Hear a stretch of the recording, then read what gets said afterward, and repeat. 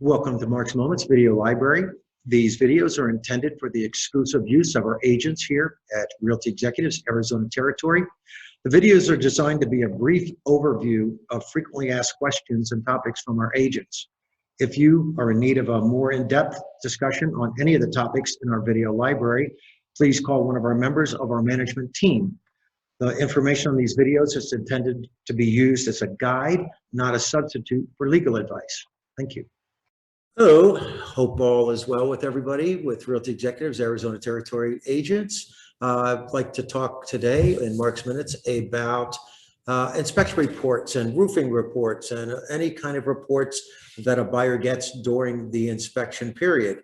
What the contract says is that the buyer will provide the seller upon receipt at no cost copies of all inspection reports. So whether it's a water test or a home inspection, roof inspection, electrical, whatever it is, the contract obligates the buyer to provide that to the seller upon receipt and at no cost.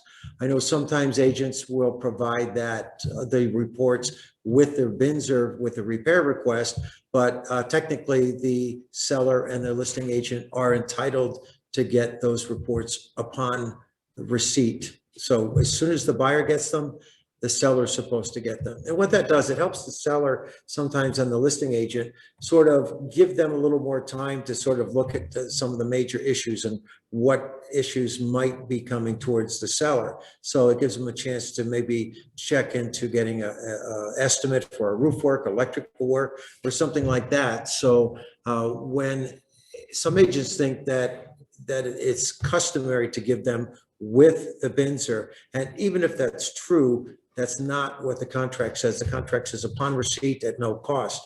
And a lot of home inspection reports state something about confidentiality, that the buyer will not share the reports with anyone else. But pretty much every home inspector that would like to stay in business another week understands that our contract obligates the buyer to provide those inspection reports to the seller.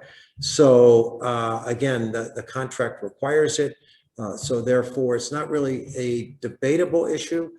So best practices, if you're the buyer's agent, try to get copies of each report that is received by the buyer to the listing agent. And again, it gives the listing agent an opportunity to go over them with the seller.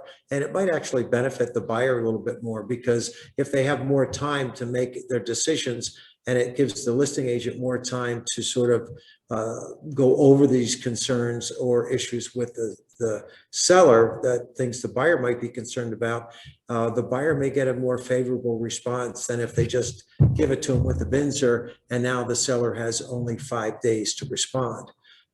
Keep in mind, if the buyer doesn't give the seller a repair request by the end of the inspection period, then there will be no repairs. Then the buyer's assuming the property with no repairs. And if the seller doesn't respond in the 5 days, the contract says that's a rejection of the buyer's repair request.